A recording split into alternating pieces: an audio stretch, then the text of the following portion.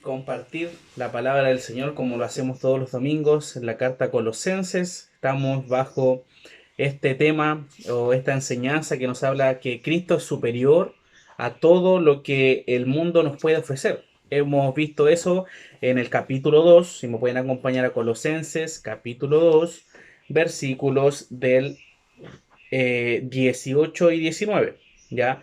Vimos la semana pasada versículos 16 y 17 que nos hablaron acerca de lo que se menciona acá como el legalismo, podríamos entender nosotros. Que nadie nos juzgue, que nadie nos condene por lo que quizás comamos, por lo que hagamos, porque todas estas cosas que son o que se dice en el pueblo de Israel, las fiestas que celebraban, eran con un propósito y ese propósito apunta a Cristo. Y nosotros como hijos de Dios ya tenemos todo en Cristo. Eso es lo que también hemos estado hablando. No necesitamos nada más. Estamos completos en Él. Entonces no necesitamos nosotros tener que recurrir a ninguna cosa, no tenemos que someternos a ninguna cosa ajena a la escritura. ¿Ya? Eso es algo que tiene que quedar bien claro. Y lo que vamos a ver hoy día, mis hermanos, bajo este mismo título, como yo le acabo de decir, Cristo superior a todo lo que el mundo nos puede ofrecer acerca del misticismo. Y vamos a explicar un poquito este tema para que también se pueda entender, ya que no es un tema fácil también, pero uno tiene que entender, mis hermanos, que esto es parte de las artimañas, podríamos decir, del enemigo que utiliza para hacer caer a los hermanos dentro de la iglesia. Vemos que se menciona en el capítulo 2, versículo 8, que nadie nos engañe, dice, por medio de filosofías y huecas sutilezas, ¿ya? Según las tradiciones de los hombres, conforme a los rudimentos del mundo y no según Cristo. Entonces vemos que todas estas cosas que nosotros estamos viendo ahora, bajo esta sección, son las cosas que utilizan estos falsos maestros, falsos personas que transmiten la enseñanza dentro de la iglesia de forma muy sutil. Eso uno tiene que entender, no que se van a parar y van a contradecir las cosas, sino que ellos van a enseñar cosas que supuestamente tienen apariencia de piedad. Ya, entonces vamos a leer estos versículos, mis hermanos, Colosenses capítulo 2, versículos 18 y 19. Dice así la palabra del Señor. Nadie os prive de vuestro premio, afectando humildad y culto a los ángeles, entremetiéndose en lo que no ha visto, vanamente hinchado por su propia mente carnal, y no haciéndose de la cabeza, en virtud de quien todo el cuerpo, nutriéndose y uniéndose por las coyunturas y ligamentos, crece con el crecimiento que da Dios. Vamos a tener un momento más de oración, mis hermanos.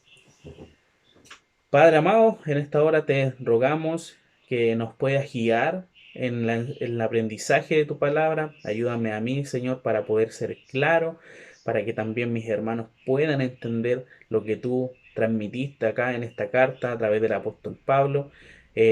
Ayúdales a que puedan estar atentos, no saca cualquier distracción que puedan tener en estos momentos para que puedan ir creciendo y aprendiendo más de ti, Señor. Gracias por este culto que podemos tener a ti, que sea solamente para tu honra y gloria. En el nombre de nuestro Señor Jesucristo. Amén. Bien, mis hermanos, entonces, como les dije, vamos a hablar acerca de este misticismo. Y primeramente tenemos que definir qué es lo que es el misticismo. Y yo creo que ustedes puedan entender quizá y tener algunos ejemplos con este tema del misticismo. Quiero que me acompañen también, antes de leer la definición, a el Evangelio de Juan, capítulo 1, versículo 9. El Evangelio de Juan, capítulo 1, versículo 9.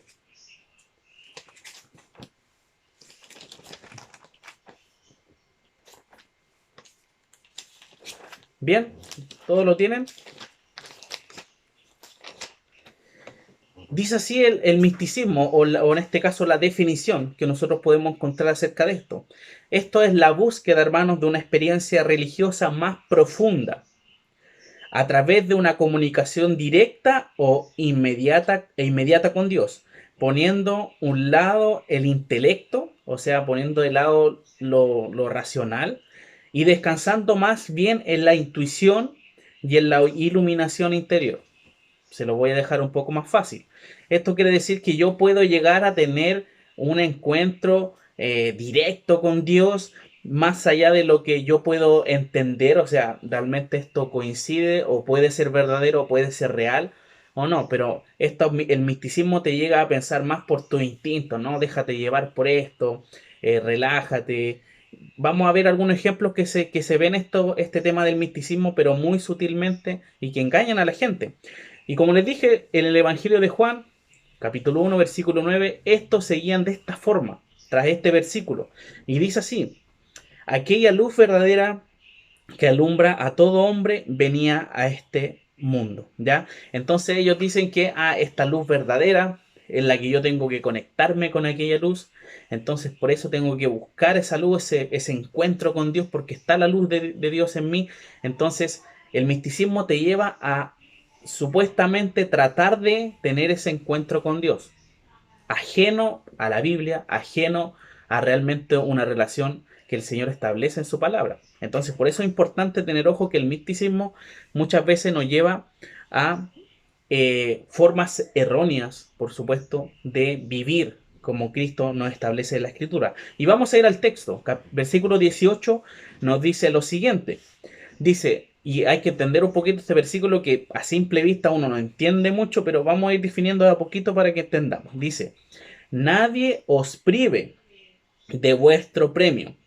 La palabra prive se traduce también como descalifiquen. O sea, nadie los descalifique de vuestro premio. ¿Ya? Y usted se preguntará, pero ¿por qué el apóstol Pablo dice premio? ¿A qué se está refiriendo? Vemos que Pablo tiene en mente los Juegos Romanos, que eran, por supuesto, desde ese tiempo, ya algo común. Los Juegos Olímpicos que nosotros podemos pensar hoy en día, ellos hacían estos juegos similares con el objetivo de conseguir un premio, ¿ya? ¿Y cuál era el premio? El honor, el decir yo soy el mejor, soy el vencedor, y esa coronita de laurel que todavía se sigue entregando era como la evidencia de que esa persona iba a ser y es la ganadora. Entonces vemos que Pablo tiene en mente estos juegos romanos en donde un juez daba como válido o anulaba la victoria, ¿ya? Entonces vemos que la idea se refiere a que estos falsos maestros se creen jueces y juzgan la vida de los hermanos de Colosa determinando su correcta o incorrecta manera de vivir. Entonces vemos que estos falsos maestros están tratando de entrar y decir, no, que tú tienes que vivir de esta forma, no, tú no eres apto para esto, etcétera. Ellos están calificando eso, ¿ya? Entonces vemos que el apóstol Pablo claramente dice, nadie los descalifique de este premio que ustedes han recibido, que es la salvación, por supuesto, del Señor Jesucristo. Que nadie les diga que acá uno tiene que hacer otras cosas o porque estoy viviendo de esta forma estoy descalificado de la salvación del Señor. Eso es lo que estas personas están tratando de hacer. Y sigue diciendo el texto, afectando humildad. Ya uno, como les dije, es difícil ir viendo y juntando esto, pero vemos que esta palabra afectar tiene la idea de querer, de desear, de complacerse, ¿ya? Entonces vemos que dice complacer o demostración de humildad. Eso es lo que está diciendo el apóstol Pablo. Ellos demuestran una supuesta humildad. Entonces estas personas quieren humildad, demuestran una apariencia de humildad, pero en realidad quieren ser vistos de esa forma. ¿Ya? Quieren ser vistos de personas humildes, no, que yo no quiero esto, no, que aquí y allá, pero quieren demostrar solamente eso, pero están privando a las demás personas de cómo conducirse. Eso es lo que está pasando dentro de la iglesia de Colosas. Y es algo que, por supuesto, el apóstol Pablo está diciendo que nadie los descalifique de eso. Entonces vemos que ellos en realidad quieren ser vistos de esta forma, escondiendo realmente su cara de orgullo. Y es por eso que usa esta frase cliché. Estoy orgulloso de mi humildad. Muchas veces yo creo que hemos escuchado esa frase. Es algo similar, ¿ya? Es algo similar que está viéndose acá. Una falsa humildad. Entonces, vemos que está diciendo, nadie lo descalifique de su premio, ¿ya? El premio, la salvación del Señor, por supuesto. Nadie le diga que acá usted tiene que hacer estas cosas, seguir estos ritos, seguir estas cosas para poder obtenerlas, porque usted ya la tiene. Eso es lo que el apóstol Pablo está diciendo. Y ellos dicen, demostrando humildad. ¿ya? Porque es una falsa humildad en resumen. Y vemos acá también otra cosa muy interesante que estas personas hacían, demostrando una apariencia de piedad. Dice acá que dice culto a los ángeles, dice, afectando humildad y culto a los ángeles. Ellos aparentaban ser humildes, ¿ya? Pero más encima rendían culto a los ángeles, buscando como intercesores, se supone, para llegar a Dios. Y vemos claramente en la escritura de que la persona, un hijo de Dios, no debe dar culto a los ángeles porque todo el culto debe ser dado al Señor. Toda la honra debe ser dada a Dios, no a sus creaciones. Acompáñenme por favor a Apocalipsis y vamos a ver lo que dice en esta visión el apóstol Juan de este libro de Apocalipsis, esta revelación que se le da. Apocalipsis capítulo 19, versículos 9 y 10. Apocalipsis 19, versículos 9 y 10. Dice así la palabra del Señor. Y el ángel me dijo, o sea, el apóstol Juan está hablando con un ángel, ¿ya? Y el ángel me dijo, escribe, bienaventurados los que son llamados a la cena de las bodas del Cordero. Y me dijo, estas son palabras verdaderas de Dios. Y acá vemos la reacción del apóstol Juan. Dice, yo me postré a sus pies para adorarle. Y él me dijo, mira, no lo hagas, yo soy consiervo tuyo y de tus hermanos que retienen el testimonio de Jesús. Adora a Dios, porque el testimonio de Jesús es el espíritu de la profecía. Entonces vemos claramente, mis hermanos, que estas personas estaban tratando de demostrar una falsa humildad, una falsa piedad, rindiéndole culto a los ángeles. La persona que quizás no conozca la escritura, la persona que no conozca a Dios, quizás pensará y dirá, oh, no, si esto realmente es piadoso, o esto realmente, no, si se nota que es consagrado, no, se nota que es religioso, etcétera. Porque ven que están haciendo cosas, pero vemos que están haciendo esto de forma incorrecta, demostrando una falsa apariencia de piedad. Y sigue diciendo el texto, entremetiéndose en lo que no ha visto. Entonces vemos que sus guías, o perdón, se guían por sus propias y supuestas revelaciones. O sea, una persona que diga, no, tranquilo, yo me puedo comunicar con los ángeles, vamos a interceder por esta situación. Está demostrando una falsa, en este caso, una falsa piedad, una falsa humildad, porque no puede hacer eso. Y eso es claro. Entonces vemos que estas personas piensan en estas supuestas revelaciones, las cuales suponen que vienen de Dios. O sea, yo estoy hablando y conversando, alguien me habla, yo veo a alguien que me está cuidando, etcétera. Tanto que se ve esta situación. Yo converso con esta persona. Entonces muchas veces se piensa que viene de Dios, pero muchas veces quizás no es así. Esto no es algo que solo ocurría en el contexto de Colosas, mis queridos hermanos, porque vemos que Pablo está hablando directamente a ellos. Eso es lo que uno siempre tiene que entender cuando está estudiando una carta.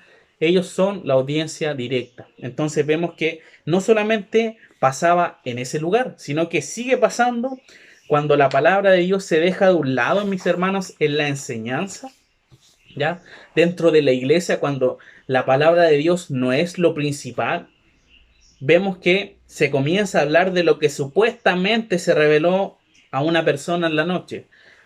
Vemos estos ejemplos que dicen, no, que el Señor me habló en una visión, no, que yo tuve un sueño, no, que vi que algo me pasó, etcétera. Y comienzan a hablar de esas cosas en el púlpito, comienzan a hablar de esas cosas en la iglesia, poniendo esas cosas por sobre la Biblia. Y eso es completamente incorrecto.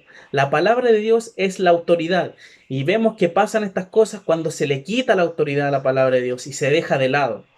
Eso pasa. Vemos que empiezan a hablar de cosas emocionales, de cosas personales, de cosas que realmente son ajenas a Dios. Y eso hay que dejarlo.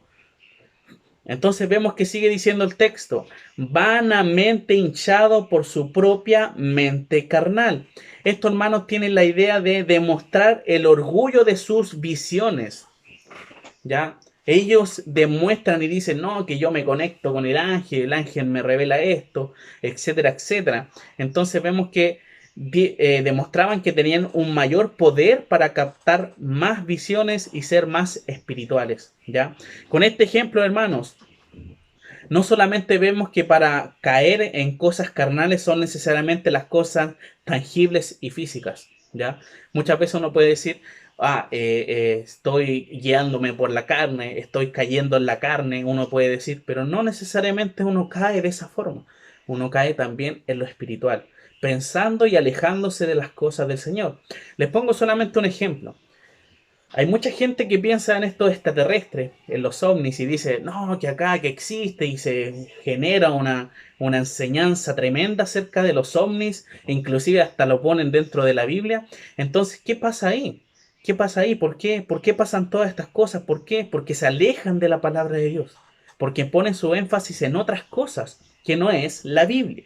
Entonces, ese es el problema, mis hermanos. Eso es lo que pasa. Entonces tenemos que ver que acá están cayendo en carnalidad utilizando la mente y las visiones. Ya, eso es algo que tienen que entender. Y quiero también citar a Juan Crisóstomo, que es un padre de la iglesia que se considera. Vemos que él estaba en el Imperio Bizantino hace muchísimos años atrás, en el año 350, 400 después de Cristo. Él escribe algo relacionado con lo que está pasando aquí en esta carta. Dice, no vio a los ángeles efectivamente y sin embargo se comporta como si los hubiera visto. Por eso dice, inflado vanamente por su inteligencia carnal. Y así presenta una apariencia de humildad como si dijera, el humano razonamiento es propio de una inteligencia carnal y no espiritual. Entonces vemos que esta persona, que este padre de la iglesia está demostrando de que estos falsos maestros están tratando de mostrar y decir, no, que yo me conecto con el Señor me habla, el Señor me da una revelación, donde vemos que otras denominaciones, otras iglesias utilizan estas cosas por sobre la palabra de Dios. Y eso es completamente incorrecto. ¿Ya? Porque lo vemos reflejado en su escritura, que no hay nada que pueda estar por sobre la palabra de Dios. Y vemos que estos falsos maestros se guían por, inclusive, ritos o rituales a los ángeles, cosas que están completamente eh, prohibidas y no se debe hacer, si lo menciona acá la palabra del Señor. Entonces vemos que en este primer versículo, mis hermanos, vemos que estos falsos maestros eh, estaban privando de esta salvación a los hermanos de Colosa, diciéndole, no, ustedes tienen que guiarse por esta situación, ustedes tienen que seguir estos caminos para poder llegar a un conocimiento más pleno. ¿Ya? Eso es lo que te habla el misticismo, te aleja de la palabra de Dios. Versículo 19 dice, y no haciéndose de la cabeza, en virtud de quien todo el cuerpo, nutriéndose y uniéndose, por las coyunturas y ligamentos, crece con el crecimiento que da Dios. Y dice claramente, y no haciéndose de la cabeza. Esto está hablando directamente con estos falsos maestros. Ya dice, el haciéndose tiene la idea de un control, ¿ya? Un aferro. Entonces dice que estos falsos maestros no se aferran a la cabeza, no se aferran en la cabeza. Y hemos visto acá nosotros anteriormente en el capítulo 1 que ¿quién es la cabeza? ¿Quién es la cabeza de la iglesia? Y eso lo vemos claramente en el versículo 18 del capítulo 1. Dice, y él es la cabeza del cuerpo que es la iglesia, el que es el principio, el primogénito de entre los muertos, para que en todo tenga la preeminencia. Entonces vemos que estas personas no se están dejando controlar o aferrando a la cabeza, ¿ya? Entonces vemos que estos falsos maestros están vanamente hinchados, o sea, están tratando de enorgullecerse ya por su mente carnal. No están controlándose por la cabeza o están aferrados a la cabeza. Y nos dice, sigue diciendo el texto, en virtud de quien todo el cuerpo, nutriéndose y uniéndose por las coyunturas y ligamentos, crece con el crecimiento que da Dios. De la cabeza, que hemos dicho, que se menciona en el capítulo 1, versículo 18, que es Cristo, proviene todo el crecimiento del cuerpo, que en este caso es la iglesia. Entonces, claramente vemos que de la cabeza viene todo el control para el cuerpo. Y vemos que todo se va creciendo a través de esta forma. Cristo nos enseña y de esa forma nosotros aprendemos. Cristo nos deja su palabra, de esa forma nosotros crecemos. Entonces vemos que el crecimiento espiritual es el resultado de la unión con Cristo. El crecimiento espiritual no es el resultado de la unión con los ángeles. El crecimiento espiritual no es la conexión con estos seres o otra situación ajena a la escritura. No, el crecimiento no es de esa forma. Pablo utiliza una metáfora para describir la importancia de la cabeza, ¿ya? Él por eso demuestra acá que a través de este cuerpo se nutre a través de las coyunturas, de los ligamentos y crece con el crecimiento que da Dios. No crece porque nosotros busquemos enseñanza ajena a la escritura, sino que crece gracias a lo que el Señor ha establecido para que nosotros lo hiciéramos con su palabra. Y quiero finalizar esta parte hablando acerca de que también se dice en la historia, en la antigua literatura médica, dice que a veces describía la cabeza como la fuente de la vida para el resto del cuerpo. Y eso igual es interesante.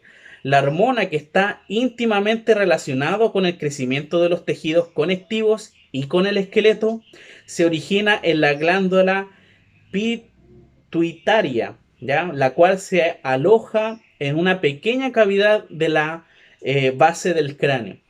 Y esta es solo una de las tantas formas en que la cabeza ejerce una influencia considerable sobre el crecimiento del cuerpo. Entonces vemos que hay información, hay conocimientos médicos de que esto es realmente verdad. Y esto es lo que el Señor también establece, que la cabeza es la que le brinda estas enseñanzas al resto del cuerpo.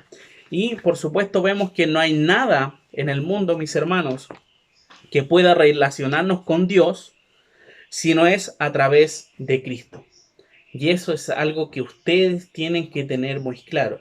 No hay nada que se le diga, no, que usted, Señor, tiene que hacer esto, que tiene que, como les comentaba yo antiguamente, tiene que hacer una manda, tiene que caminar muchos kilómetros para que el Señor le dé algo. No, vemos que acá claramente lo único que nos relaciona con Dios es Cristo. ¿Por qué? Porque antes había una separación. Desde el pecado que entró en Edén, estábamos separados del Señor, estábamos separados de Él. Entonces, ¿qué pasa? Necesitábamos una reconciliación y esa la encontramos en Cristo. Vemos acá en el versículo 20 del capítulo 1 la reconciliación que tenemos en Cristo. Y gracias a Él, mis hermanos, nosotros ahora tenemos paz con Dios, paz con Él. El ser humano, mis hermanos, no puede hacer nada por sus propios medios para alcanzar el conocimiento más elevado. No sé si usted ha visto, y yo creo que sí, e inclusive quizás usted lo ha hecho y ni siquiera sabe que eso es parte de el yoga. ¿Usted ha escuchado de esta no sé, arte de hacer ejercicio y todo el tema? Vemos que el yoga, una definición de ellos, dice que armoniza tu cuerpo y tu mente. Entonces vemos que ellos están tratando de decir, ah, no, tú te puedes conectar haciendo estos tipos de ejercicios con tu mente. Y puedes liberar tu mente y puedes llegar así y empiezan a soñar. Eso es lo que ellos dicen acerca del yoga. Pilates también dice, une la fuerza muscular con el control mental. Entonces vemos que esto claramente viene del hinduismo, viene de enseñanzas ajenas a la escritura. Pero vemos que posiblemente uno lo hace y diciendo, ah, sí, porque el típico que sale, no sé, por las películas, en cualquier situación dice, respira, cierra tus ojos, piensa en esto, hace esto. Entonces, de esa forma, guían a esta persona a tener un control de su mente y como que se cambian, etcétera. Y eso vemos que es contrario a la escritura. Nosotros solamente necesitamos a Cristo y de esa forma va a cambiar nuestra vida, ¿ya? Entonces, mis hermanos, finalizando lo que es la enseñanza del día de hoy, tenemos que ver que el único mediador entre Dios y los hombres, ¿quién es? Jesucristo, hombre. Él es el único que es el mediador. No hay nada más. No hay nada más que nosotros podamos consumir. No hay nada más que nosotros podamos hacer para unirnos con Dios. Solamente a través de Cristo. No hay forma de llegar a Él aunque utilicemos cualquier cosa de este mundo. Ya no hay nada en este mundo que pueda decir yo te garantizo la salvación haciendo esto. No hay nada. Solamente Cristo es el único. Entonces vemos que solo viviendo y aferrándonos a la cabeza de la iglesia. ¿Y quién es la cabeza de la iglesia? Cristo. Aferrándonos a Cristo, mis hermanos, creceremos en el conocimiento pleno de Dios. No hay ninguna otra forma. Entonces, que no nos engañen diciéndole, no, tú tienes que hacer esto, no, que tú tienes que hacer esto otro, no, que mira, escucha a esta persona en internet, que mira, se demuestra que es piadoso, se demuestra que sabe, se demuestra que, no sé, mira, hace cosas bien, bien religiosas, etcétera. No, esas son cosas ajenas a la escritura y no tenemos que caer en eso, porque nos va a alejar de la palabra de Dios. Entonces, ¿quién es el único mediador entre Dios y los hombres? Jesucristo, y no hay nada más. Por eso hemos hablado y hemos dicho que Cristo, mis hermanos, es superior a todo lo que el mundo nos puede dar. Cristo es superior. No hay nada que se pueda comparar a lo que Jesucristo hizo y seguirá haciendo por nosotros. Así que mis hermanos, que podamos nosotros guiar, que podamos crecer en este conocimiento de la palabra de Dios. De esa forma nosotros conocemos a Dios a través de lo que nos dejó. Nos dejó su palabra, que ha permanecido durante muchísimos años. Y gracias a Él nosotros tenemos ahora en nuestra casa, en nuestro idioma, podemos leerla libremente. Personas que vivieron años atrás no la tenían completa e inclusive tenían que aprender otro idioma para poder entenderla. Y nosotros, gracias a Dios, tenemos esto y ni siquiera en una versión, tenemos muchas versiones en español y eso nos da más claridad también de repente. Entonces, por eso, mis hermanos, agradezcamos al Señor porque gracias a Él tenemos todo lo que necesitamos, no necesitamos nada más. Este mundo pasa, ¿ya? Pero la palabra de Dios nunca va a pasar, toda se va a cumplir. Entonces eso es lo que nosotros tenemos que entender. Cristo es lo suficiente, Cristo es superior a todo lo que nos puede dar el mundo. Así que mis hermanos, vamos a finalizar esta parte de la predicación de la enseñanza del día de hoy, recordando que Cristo es superior a todo lo que el mundo nos puede entregar. Vamos a orar. Te agradecemos, Señor, en esta mañana, porque podemos seguir creciendo porque nos alimentamos de tu palabra, nos alimentamos de ti y de esa forma, como hemos aprendido, es la correcta. Tenemos que guiarnos y aferrarnos a ti, que tú eres la cabeza que nos guía a nosotros. Gracias porque, como mencioné, tenemos la palabra de Dios y podemos leerla, podemos meditarla, podemos escudriñarla. Ayúdanos a hacerlo, Señor. Ayúdanos a no tomar la Biblia solamente el día domingo. Ayúdanos a leerla todos los días, a meditar en ella y a compartir en familia. Y compartir, por supuesto, a otras personas. Porque tú nos has dejado con la responsabilidad de hacer discípulos. Hacer discípulos y de esa forma tenemos que hacerlo enseñando de ti, no enseñando de ninguna otra cosa ajena a lo que tú nos das, Señor. Gracias, Padre, porque a través de este ejemplo de la carta a Colosenses nosotros podemos entender de que hay muchas cosas en este mundo, no solamente en ese tiempo, sino que más hoy en día, que nos quieren desviar de tu evangelio, nos quieren sacar de tus caminos, Señor. Ayúdanos a estar aferrados a ti para no desviarnos de este camino, Señor. Ayúdanos, Padre. Necesitamos de ti todos los días de nuestra vida, sabiendo que estás pronto a regresar y anhelamos y queremos, Señor, que tú puedas regresar, porque vamos a saber que no va a haber ninguna otra cosa más satisfactoria para nosotros de estar contigo. Ayúdanos, Señor, a poder descansar en ti, a poder saber de que tú nos vas a dar todo lo que necesitamos conforme a lo que nosotros nos relacionamos contigo. Te agradecemos por este tiempo especial que compartimos en esta mañana con nuestros hermanos. Bendíceles a ellos, guíales a través de la enseñanza que se hizo hoy día para que tú puedas trabajar en sus vidas como sigues trabajando con la mía, Señor. Te damos muchas gracias en el nombre de nuestro Señor Jesucristo. Amén.